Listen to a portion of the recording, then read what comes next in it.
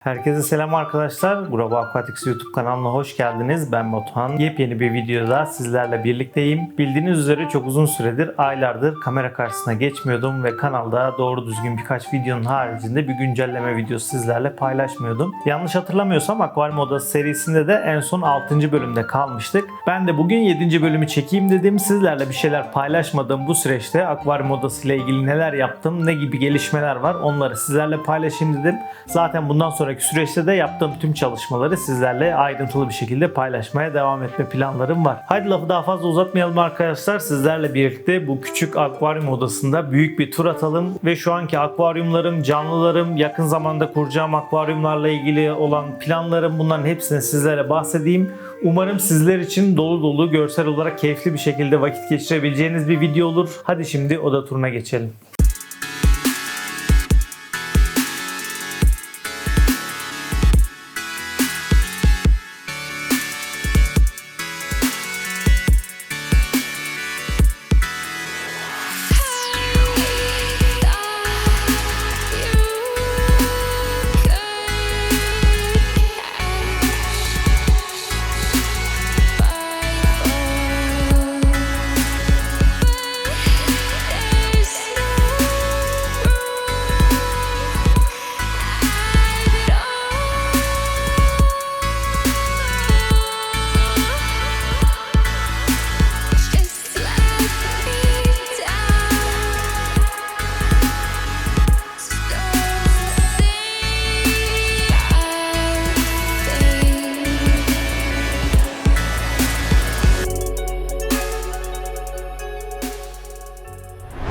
Odanın yerleşimini daha iyi algılayabilmeniz için arkadaşlar odaya komple kapının dışından bir giriş yapmak istedim. Girer girmez karşıda hemen gördüğünüz üzere bilgisayarım var. Bu bilgisayarda çektiğim videoların kurgulamasını, montajını vesaire yapıyorum. Bilgisayarın yan tarafındaki masada bir boşluk alan bıraktım. Burada ürün tanıtım, çekimi vesaire gibi bir sahne oluşturmaya çalıştım. Bundan sonraki bazı ürünlerin tanıtımlarını hemen burada çekeceğim. Bunun yanında bir tane hemen 60-50-40 ölçülerinde çok güzel bir ölçüde, daha önceki videolardan da hatırlayacağınız üzere arkadaşlar, Tanganyika akvaryumu kurmayı planladığım bir tank var. Bu projeden henüz vazgeçmiş değilim fakat birazcık daha erteledim. Bu tankın içerisinde de ileriki projelerde kullanmayı düşündüğüm bazı ekipmanlar vesaire var. Creaco'nun bazı ürünleri var. Bu ürünlere de ileriki videolarda yer vereceğim zaten. Bunun üzerine bir tane plexi tank var. Daha önce gecko beslemiştim.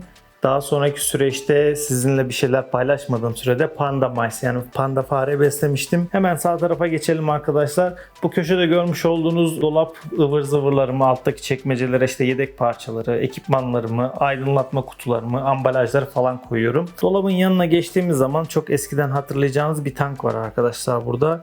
Bu tank bitkili bir tank ve içerisinde Bloody Mary karidesler var. Tank şu anda sonraki projelerde kullanacağım bitkilere ev sahipliği yaptığı için birazcık daha bitki rezerv alanı gibi. O yüzden içerisindeki karidesleri görmek oldukça zor. Size buradan bir tane karides göstermeye çalışayım. Karideslerde arkadaşlar hatırlayacağınız üzere karides evinden gelmişti. Bu karideslerin ilk videosunu hemen sağ üstte çıkan linkten izleyebilirsiniz. Oldukça kaliteli kıpkırmızı Bloody Mary karideslerimiz gelmişti. Karides evi demişken arkadaşlar birkaç tane ürünleri piyasaya çıktı. Hatta bunlardan birisi hemen burada. Bu ürünün de tanıtımını yapacağım sizlere. Oldukça başarılı, Plenaria ve benzeri gibi karidesler için zararlı olan tüm canlıları sağlıklı bir şekilde tankınıza ve canlılarınıza hiçbir zarar vermeden kurtulmanızı sağlayan bir katkı. Bu ürünü de ilerleyen günlerde sizlerle paylaşacağım. Bloody Mary karides tankımızın yanında ekipman arabam var. Ekipman arabamda akvaryum odasında çalışırken kullandığım ekipmanlar, yemler, gübreler, birçok farklı malzemeye ev sahipliği yapıyor. Bunun yanındaki kovada yine ileriki projelerde kullanacağım canlılar var. Ve gelelim arkadaşlar ahşap setimize. Siz görmediğinizden beri bu ahşap setimde neler yaptım? Öncelikle buraya bir tane pleko tankı kurdum. Bu pleko tankında arkadaşlar rainbow fishler var, saika var, elioti var. Yani serbest yüzen balıklar şu anda burada misafir. Bu tankın asıl sahibi arkadaşlar burada görmüş olduğunuz L397 plekolar. Vücutlarında tekstür ve renkler itibariyle çok güzel canlılar. Şu an pek hareketli durmuyorlar. Bu tank formundan bayağı bir şeyler kaybetti ama ilk kurduğum hali oldukça güzeldi. L397 Pleko yani vatoz tankının yanında da Santa Maria Endler'ler var. Santa Maria Endler'lerimi de önceki videolardan biliyorsunuz arkadaşlar. Endler'lerin nadir türlerinden birisi ve oldukça kaliteli hayvanlar. Gerçekler, renkleri, dokuları olarak benim çok hoşuma gidiyor. Nano tanklarda beslemeye uygun olmaları da ekstradan bir avantaj. Santa Maria Ender'lerin altında panda çöpçülerim var. Bunlardan da birkaç tane yavru aldım hiç uğraşmadığım halde. Birazcık uğraşsam aslında onları da bayağı bir üretebilirim sanırım. Bir sol akvaryuma kayacak olursak arkadaşlar, uzun süredir uğraştığım ve başardığım bir başarıdan size söz edeceğim. Gördüğünüz canlılar çanla limbata yavruları ve burada görmüş olduğunuz ebeveyn de babaları. Bu yılanbaş balıklarının yavru tecrübelerini ve güncellemelerini sizlere toparlayarak paylaşacağım. Detaylı bir video gelecek bu bebeklerle ilgili. Biliyorsunuz uzun süredir yılanbaş beslemeyi ve yavru almayı çok istiyordum. En son nasip oldu. Ali Ünal arkadaşımdan gelen 4 tane çanlı limbata balığından ikisi çift tuttu ve en sonunda yavru almayı başardım. Bununla ilgili detayları sizlere sonraki videolarda paylaşacağım arkadaşlar. Şimdi bu oda gezisi olduğu için canlılarla ilgili detaylara çok fazla girip vaktinizi almak istemiyorum. Ama gerçekten son zamanlar beni en çok heyecanlandıran olaylardan birisi. Yani bu olaya şahit olduktan sonra içimdeki o heyecanı size anlatamam. Sanki ilk defa bir balıktan yavru almış gibi mutlu oldum. Buradan da tekrardan ebeveynleri bana gönderen Ali arkadaşıma çok teşekkür ediyorum. Peki arkadaşlar, yavrular sadece yılanbaş tankında mı? Hayır. Hadi şimdi sizlerle birlikte bir de üst tanklara bakalım. Yılanbaş tankının üstüne çıktığımızda burada 2 tane simetrik ve benzer tasarımlarda tank görüyorsunuz. Sağdaki akvaryum Saika akvaryumu. Burada görmüş olduğunuz balık baba ve diğerleri yavru. Saikalar ufak bir kavga ettiler sanırım geçen gün. Anne birazcık hırpalandığı için geçici olarak pleko tankını aldım. Yavruları kısa süre içerisinde ayıracağım arkadaşlar boylandırma tankına. Baba tek başına kaldığı zaman anneyi tekrar buraya koyacağım. Sol tarafta görmüş olduğunuz yavru dolu tank ise ateş ağız Elioticiklet tankı. Burada da Elioticikletlerin babayı görüyorsunuz arkadaşlar. Ne yazık ki şehir dışına çıktığımda anne akvaryumun içerisinde ölmüş. Sebebini bilmiyorum arkadaşlar. Şu anda annesizler. Ben yine pleko tankına bir tane daha Elioticiklet ayırdım. Dişi olduğunu düşünüyorum. Hemen size göstereyim hatta. Burada görmüş olduğunuz balık dişi olduğunu tahmin ediyorum ama emin değilim. Ve Eliot'i yavruları boylandırma tankına attığım zaman dişi olduğunu düşündüğüm balığı getirip buraya atacağım ve çift çıkartmayı tekrardan deneyeceğim arkadaşlar. Bu tankları bir gün kafam attı. Akşam kendi kendime hızlı bir şekilde kurmuştum. İlk kurduğumda çok daha güzel formdaydı. Bitkili haldeydi. Fakat bu cikletler bitkilere çok fazla müsaade etmiyor arkadaşlar. Yani zemini tamamen kendileri şekillendiriyorlar.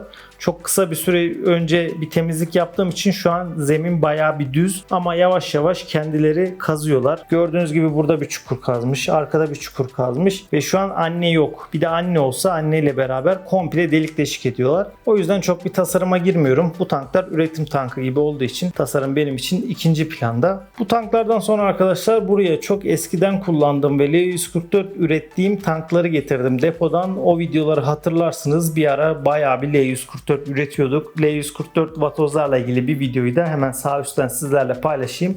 İzlemek isteyen arkadaşlar izleyebilir. Peki bu tankları neyde kullanacağım arkadaşlar? Yine L serisi başka bir vatoz türünü daha denemek istiyorum. Tam karar vermedim. Bu tanklardan birine de farklı bir canlının üretimini deneyeceğim. Şu an çok karar vermedim arkadaşlar. Baştan sona ahşap setimiz de bu şekilde şu anda. Tank kapasitemiz bayağı bir arttı. Canlılarımız bayağı bir arttı. Üretim bayağı bir arttı. Bu da beni heyecanlanıyor. Gerçekten iyice akvaryum odası renklenmeye başladı. Bu tankların falan da dolu olduğunu düşünseniz arkadaşlar, gerçekten içine girdiğiniz zaman incelemeye başladığınızda en az yarım saat, bir saat sürebilecek bir sergi salonu gibi bir akvaryum odası olacak. Oldukça da güzel olacak. Çok heyecanlıyım.